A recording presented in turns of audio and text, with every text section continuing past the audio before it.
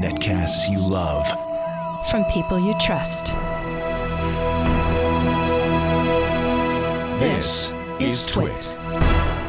All right, I want to show you my watch. You know, about a year ago, see that there?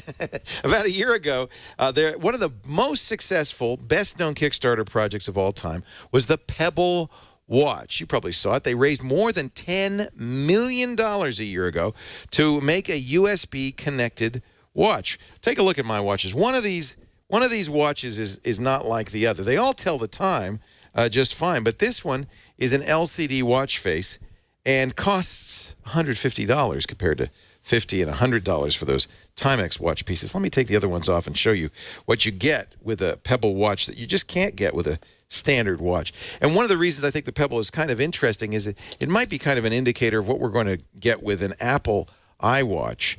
The Pebble Watch pairs, and it pairs fairly simply, to an iPhone or to an Android phone. I've paired it to my HTC One phone. Here, let me log into this.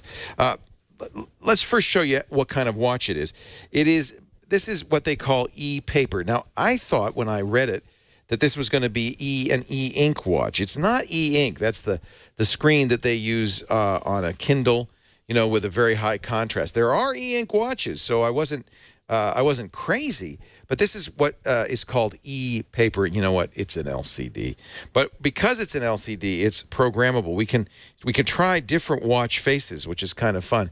And Pebble makes different watch faces downloadable. Here's a plain text face. It says 20 after 4, 4:20. This has the date and time. There aren't a whole lot of these. You can download more from your smartphone and onto the watch. This is the most unusual one. You can hardly read it. It is 20 past 4. One thing I didn't like about this isn't a very brightly lit screen. There is a backlight that comes on when you move it, but in most conditions, this is a pretty hard watch to read. I do like the programmability of the faces.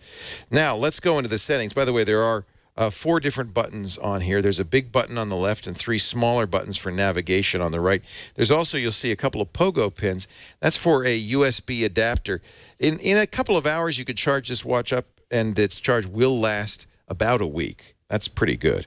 Let's go into the settings, and you'll see how we can use this watch here. If I go down to settings and select Bluetooth, you'll see it'll say, all right, I'm ready to pair with your phone. One of the things I like about this, I've used other Bluetooth watches before. This is fantastic because it has an app for iPhone or Android that makes that pairing a lot easier. You see, it's connected. It'll give you a pairing code. Now these two devices are connected one to the other. As I said, once you've got it connected, you can control the watch a little bit. You can download other watch apps, and presumably you can update the firmware. Presumably at some point we'll also be able to add some capabilities. This little Pebble Watch is, in fact, just kind of a little bit of a computer. It has an alarm. You have different watch faces. I can control the music, and I can even play a game. Here's a snake game. I'm not sure I'd really want to play that on my watch, especially since I'm not very good at it. Let's go back to the settings here. What the main reason you might want to use this watch is because once it's paired to your phone, you can get notifications when you get an email, a text message, or a phone call. And I'll show you what each will look like, courtesy of the Pebble application, which gives us some sample notifications. When an email comes in on my phone, as long as it's paired to the watch and the watch is within range, my Pebble Watch will show me the text of the email. Now, scrolling is a little bit tricky. I have to press the watch keys. You don't have a whole lot of room on the screen. And this isn't a touch screen. There's no way to interact with that message. You can only read it. You can't respond to it. You can't even scroll through it except by pushing these buttons back and forth. That's an email. Texts are a little bit more useful. The text will show the incoming number and the text message. That's kind of handy. It also vibrates in each case of the watch, so even if you're not looking at your watch, you'll know you got a message. You can't get multiple messages at one time, though, and that's a real negative. If you get a lot of messages, they're going to step on each other, and you'll only see the most recent one. Here's a ping. I don't know what a ping means. It's not something the phone's ever going to do to you.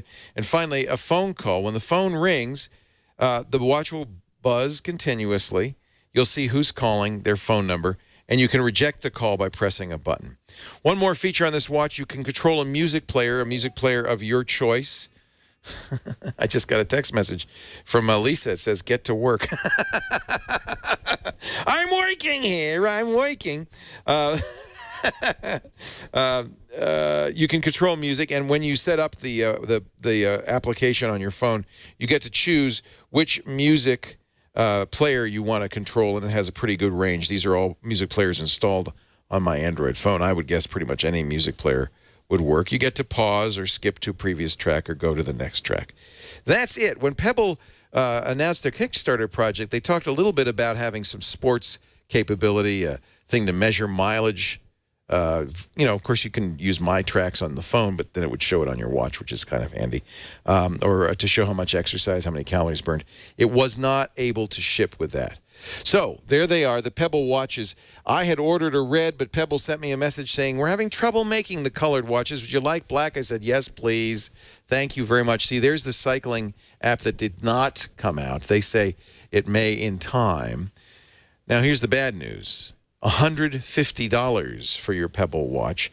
It's not a bad... Oh, a golf rangefinder. Wouldn't that be nice? No, it doesn't. There's no golf rangefinder. It's a little bit thick. It's kind of an ugly watch. It certainly doesn't look like a $150 watch. The band is rubber. It's got some geek cool factor, but stylish, it's not. Pros and cons. Well, the pros are, yeah, there's a way to wear a watch that'll notify you when you get texts or emails or phone calls. You can look at the watch and know who's calling. You can cancel the call from the watch. The cons, it's expensive, it's kind of clunky, and frankly, it's not very attractive. I can't recommend the Pebble watch at $150. It's just not a buy at this point. But it is a harbinger of things to come. I think I'm going to be very interested to see what Apple can do in this space. But for right now, there's hardly any reason to buy a Pebble watch. It's just a cool thing to know about. And if you were lucky enough to participate in the Kickstarter, a cool thing to have.